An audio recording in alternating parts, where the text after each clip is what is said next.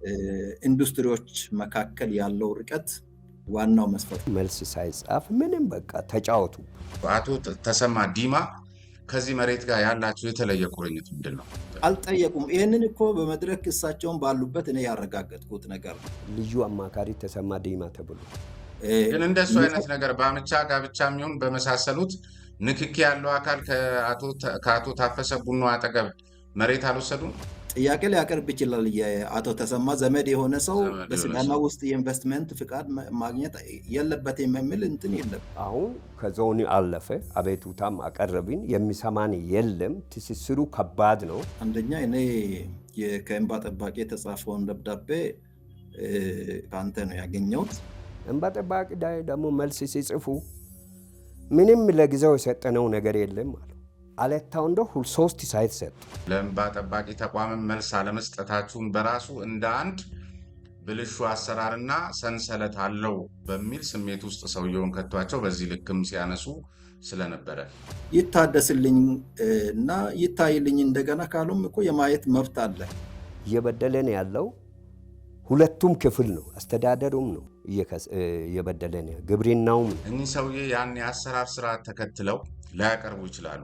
እሱን ተገንዝቦ እሳቸውን ማገዝና ቢያንስ ቅሬታቸውን ወደ ጥያቄ መገልበጥ አትችሉም ነበር? በዚህ ልክ አርሶ አደራችሁን ካልረዳችሁ ካላገዛችሁ።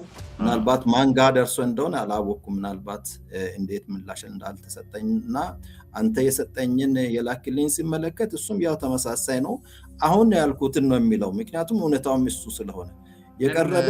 እዚህ ጋር አሁን አንድ ነገር አመጡልኝ። ከኔ ነው ይሄን ደብዳቤ ያገኙት፣ እርሶ አላዩትም። እርሶ ደግሞ የአለታ ወንድ ወረዳ ጠርናፊ ኖት። ብዙ ጊዜ በእንደዚህ አይነት አደረጃጀቶች ላይ እኛ ስንረዳ በእርግጠኝነት የዚያ ዞን ውስጥ የሚገኙ የትኛውም ወረዳ አጀንዳ መጀመሪያ ዞኑን ከሚደግፈው ወይም ከሚጠረንፈው አካል ጋር ነው ሊቀርብ የሚገባው።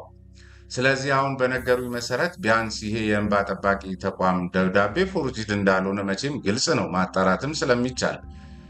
ይሄ ደብዳቤ የተጠለፈ አይመስሎትም? አሁንም የሆነ ሴራ እንዳለ ዝም ብሎ ሸተተኝ። ምን ብሎ አሳምነናል? የናንተ የቆየ ስለሆነ ቦታው ለሌላ አገልግሎት መዋል አለመዋሉ ተረጋግጦ ወረዳው አረጋግጦ እንዲልክ እንጂ እንደ አዲስ ወዳደሩ አይደለም ማለት። በዛ ሳመኑና ሄደ። ላካ ነገር አለ። ስለዚህ ጥያቄውን አቅርበው የወሰደባቸውም የሸሸገባቸውም አካል ካለ ግን ክልሉ እንደ ክልል የእሳቸውን ጥያቄ ያስተናግዳል። የሸሸገም የሰወረም በብልሹ አሰራር ውስጥ ተሳትፎ ይህንን ጉዳይ ወደ ሌላ ነገር የወሰደም አካል ካለ እርምጃ ለመውሰድ ዝግጁ ነው።